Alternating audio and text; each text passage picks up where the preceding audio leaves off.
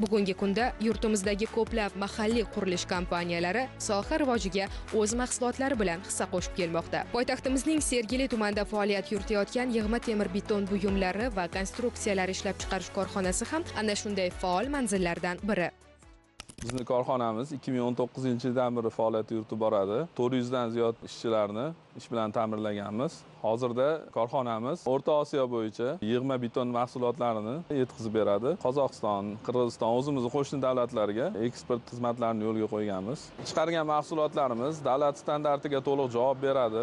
O'zbekiston bo'yicha barcha viloyatlarda xizmatlarimiz yo'lga qo'yilgan. Jumladan shu Toshkent shahar hokimiyati, Toshkent City, Jizzax, Buxoro, Navoiyda katta qurishlar yakuniga yetkazganmiz va davom ettirib kelmoqdamiz. Bizning ishlab chiqarish hajmimiz 9000 kubadan iborat oyiga. Qurilish sanoatini zonalarini 20000 kvadratgacha bir oyda qurib bitkazib bera olamiz.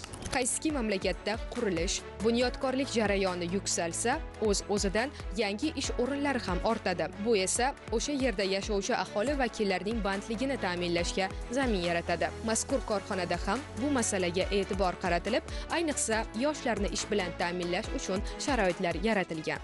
2019-yil ushbu korxonada elektropayvandchi sifatida ish faoliyatimni boshlaganman va hozirda ishlab chiqarish rahbari darajasiga erishdim.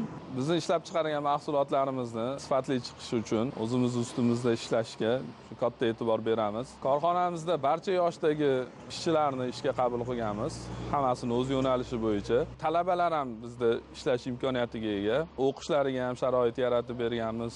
Yoshlarni ham ishga jalb qilib, bilimlarimizni, ko'nikmalarimizni o'rgatib kelyapmiz. Korxonamizning yo'nalishlari laboratoriya, tekshiruv bo'limlari, ishlab chiqarishda elektropayvandchi, mashinist, kranavshiklar har xil turdagi ish faoliyatini yuritib kelishadi.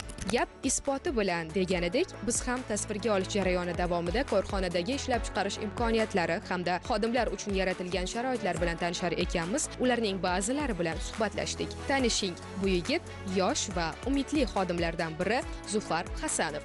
Ahil jamoada muhandis laborant sifatida faoliyat yuritadi.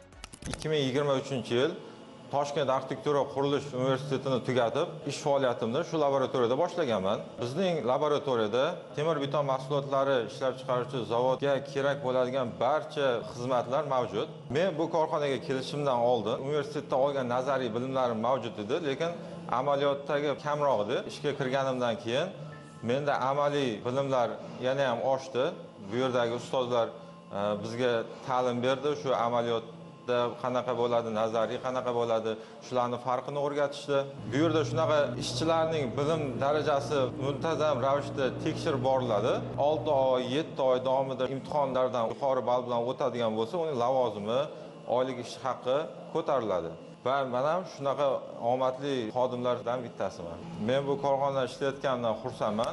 Albatta, har bir bino yoki inshoot poydevordan boshlanadi. Keyin ketma-ketlikda yuksalaveradi. Ularga yanada ko'rk beruvchi bosqich esa eshik va romlarning oynalari desak adashmaymiz.